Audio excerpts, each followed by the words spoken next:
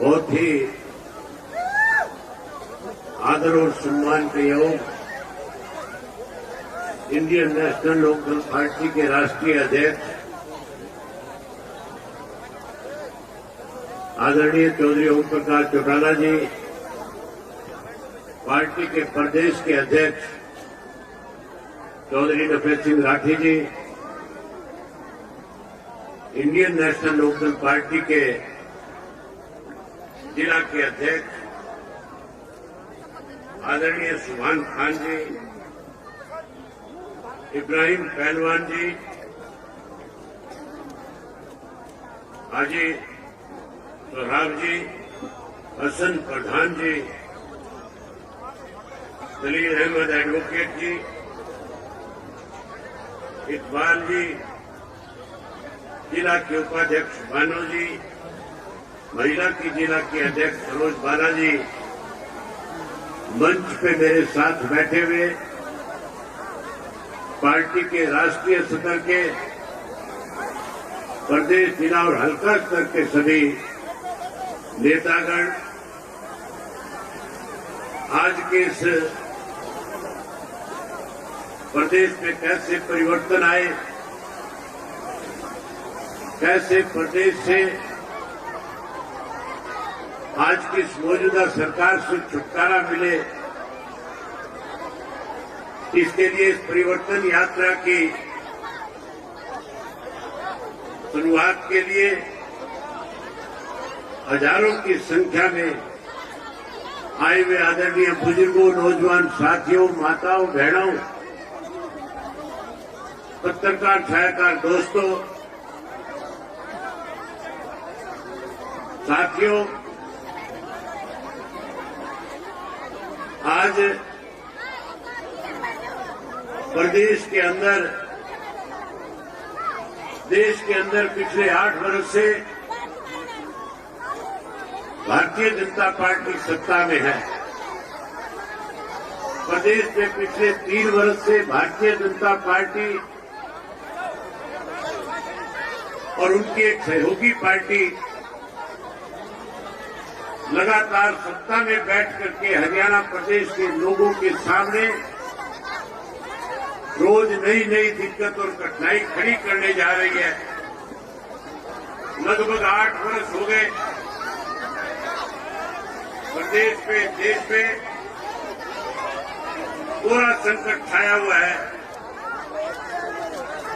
जिसके कारण लगातार संविधान और प्रजातंत्र के ऊपर कुठाराघात किया जा रहा है। साथियों, किस तरह से लगातार 1 वर्ष तक किसान आंदोलन के दौरान आप लोगों ने एक लंबी लड़ाई लड़ने का काम किया था। हरियाणा के, पंजाब के, उत्तर प्रदेश के, राजस्थान के, मध्य प्रदेश के किसानों ने दिल्ली के चारों तरफ लगते हुए बॉर्डर पे आकर के बैठ करके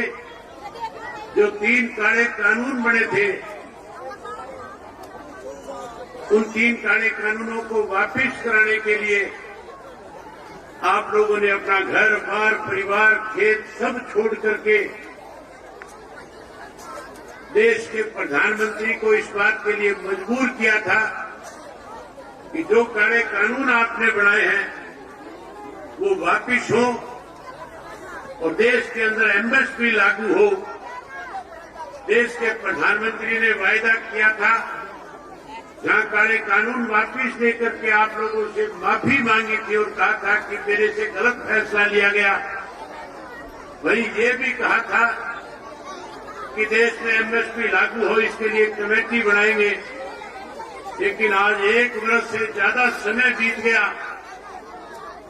आज भी एमएसपी का कानून बनाने की बजाय किसान को कैसे कमजोर किया जाए, इसके लिए रोज नई नई योजनाएं बनाई जा रही है। आज हमारे प्रदेश की हालत इस किस्म की है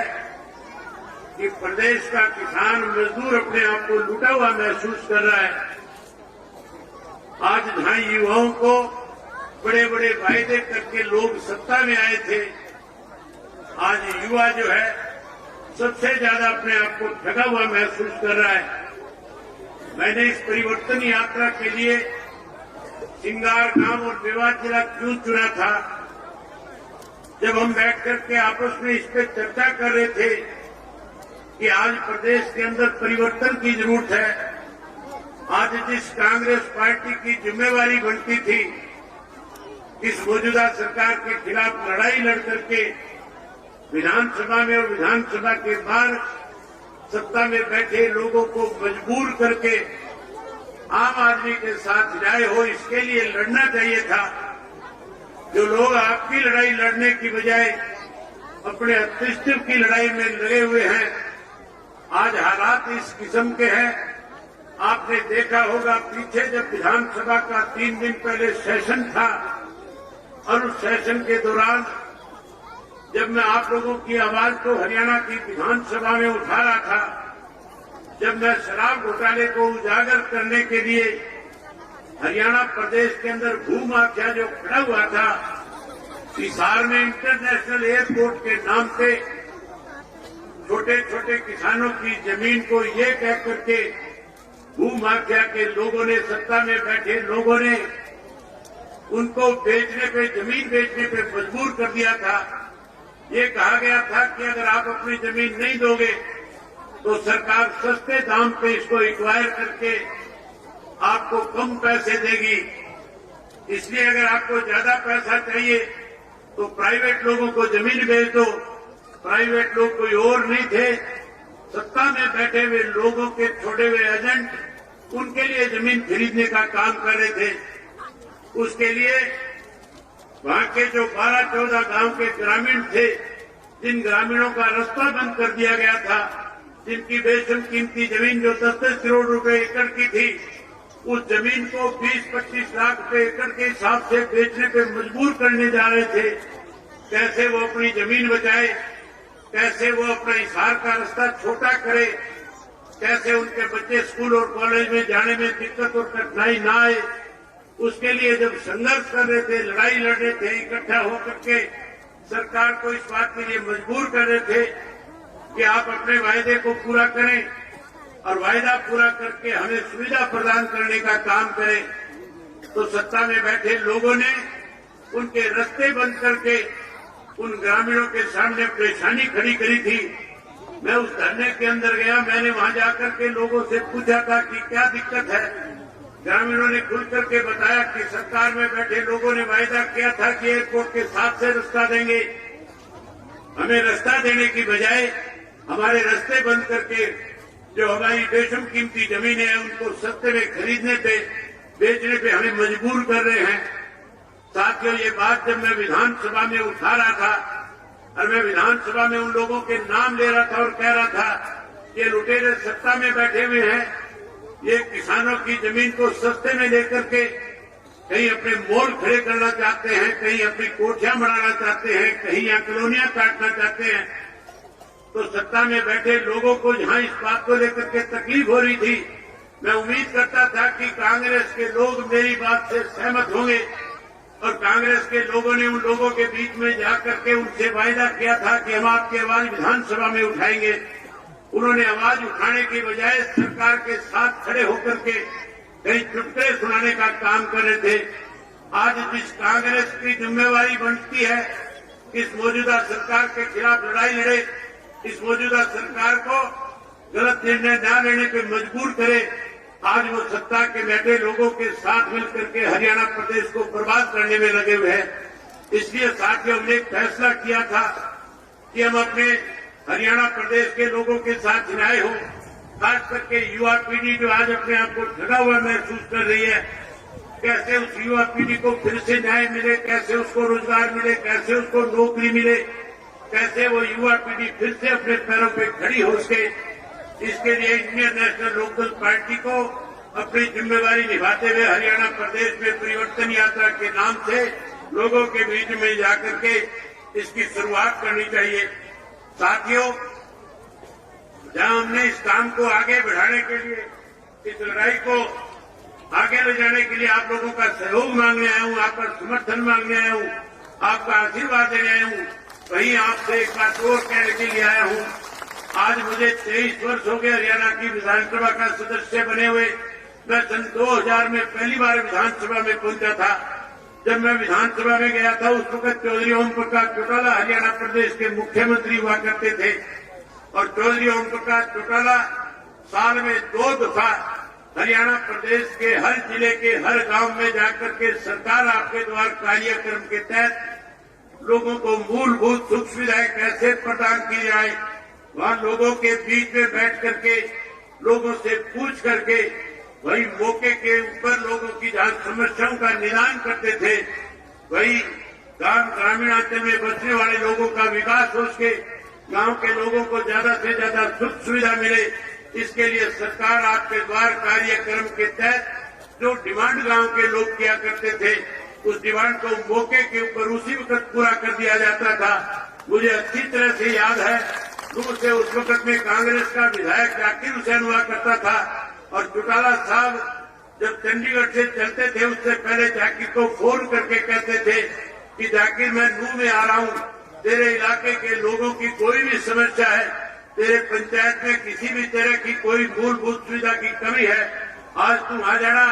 और वहां सारी पंचायतों को बुला लेना। जो जो दिक्कतें और कठिनाई होगी मौके पे उनको पूरा करने का काम करूंगा। उस वक्त जहां मेवात को पिछड़ा हुआ इलाका कहा जाता था, चौधरी ओम प्रकाश चौटाला जी ने मुख्यमंत्री रहते हुए अनेक दफा आपके यहाँ सरकार आपके द्वार कार्यक्रम के तहत एक गांव में आकर के जहाँ पीने के पानी की सुविधाएं प्रदान करी थी, जहाँ नहरी पानी लाकर के दिया था, जहाँ आपके गांव के विकास के लिए करोड़ों करोड़ों रुपए दिए थे, जहाँ मेवात को जहाँ पिछड़ा कहा जाता जिसमें मेवात को अग्रणीय बनाने का काम किया था। आज फिर मैं लगातार कांग्रेस और बीजेपी के शासनकाल के अंदर जो मेवात से चुने हुए व्यक्ति जो जाते हैं वो हमेशा एक ही बात कहते हैं कि हमारे मेवात के साथ भेदभाव किया जा रहा है, मेवात को पिछड़ा और ज्यादा पिछड़ा बढ़ाया जा रहा है। मैं आप लोगों से एक वायदा करने के लिए आया हूँ साथियों, अगर आप इस परिवर्तन में अपनी बड़ी भूमिका निभाने का काम करोगे, अगर आप परिवर्तन में आने में पहल करने का काम करोगे, जैसे पहले आपके इस मेवात से 3 के 3 विधानसभा क्षेत्रों से इंडियन नेशनल लोकदल पार्टी के विधायकों को आप चुन करके भेजा करते थे, अगली बार विधानसभा के चुनाव में फिर से 3 के 3 विधायक अगर चुन करके देने का काम करोगे तो मेवात को जहां लोग पिछड़ा मानते हैं, मैं आपसे वायदा करके जाता हूं, इंडियन नेशनल लोकदल पार्टी के सत्ता में आने के बाद जहां आपका पिछड़ापन दूर करेंगे, वहीं मेवात को गुड़गांव की तर्ज के ऊपर मेवात को भी एक अग्रणीय डिस्ट्रिक्ट बनाने का काम करेंगे,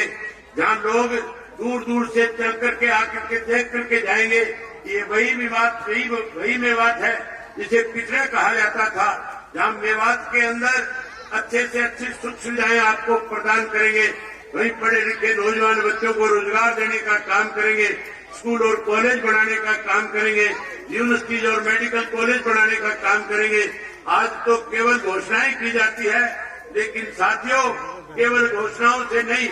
बल्कि हम लोग जो वायदा आपसे करके जाएंगे उस वायदे को पूरा करने का काम करेंगे। मैं साथियों लंबा थोड़ा आपके बीच में भाषण न देने की बजाय, क्योंकि जुम्मे की नमाज का समय होने वाला है और चौधरी ओम प्रकाश चौटाला जी जो सदा आपके बीच में रहे हैं, जिनका आपका बहुत लंबा एक रिश्ता रहा है, आपने हमेशा चौधरी ओम प्रकाश चौटाला जी को ताकत देने का काम किया है। जो चौधरी ओम प्रकाश चौटाला जी ने आपसे कहा, आपने हमेशा उस पर फूल चढ़ाने का काम किया है। मैं आदरणीय चौधरी ओम प्रकाश चौटाला जी से निवेदन करना चाहूंगा कि वो स्वयं आए और आकर के मेवात की जनता के साथ रूबरू होकर के मेवात की जनता के साथ बातचीत करें और आज की इस परिवर्तन यात्रा में जो लोग परिवर्तन यात्रा में आज मेरे साथ जाएंगे उन सबको आशीर्वाद देने का काम करें। मैं मेवात के लोगों से उम्मीद करूंगा कि आप इस यात्रा के अंदर अपनी बहुत बड़ी भागीदारी निभाने का काम करोगे। जहां साथियों मेवात के लोगों को सुविधाएं देनी चाहिए थी, आज सत्ता में बैठे लोग मेवात के नौजवानों को मारने का काम करते हैं। जब आपकी आवाज को विधानसभा में उठाया जाता है तो विधानसभा का स्पीकर हमारे स्पीकर बंद करने का काम करता है। लेकिन मैं आपसे वायदा करता हूं, अगर आप लोगों ने मौका दिया, समय आया, तो जिन लोगों ने आज इस तरह के कृतज्ञ काम किए हैं, उन लोगों को जेल की सलाखों के पीछे भेजने का काम करेंगे। मेवात के लोगों के साथ न्याय कराएंगे और जहां न्याय कराएंगे वहीं जिन लोगों ने आज आपके साथ आपकी अनदेखी करी है उनको जेल की सलाखों के पीछे भेजने का काम करेंगे। आप सबने मेरी बात सुनी, आप सबका बहुत धन्यवाद। इसके साथ मैं चौटाला साहब से निवेदन करूंगा।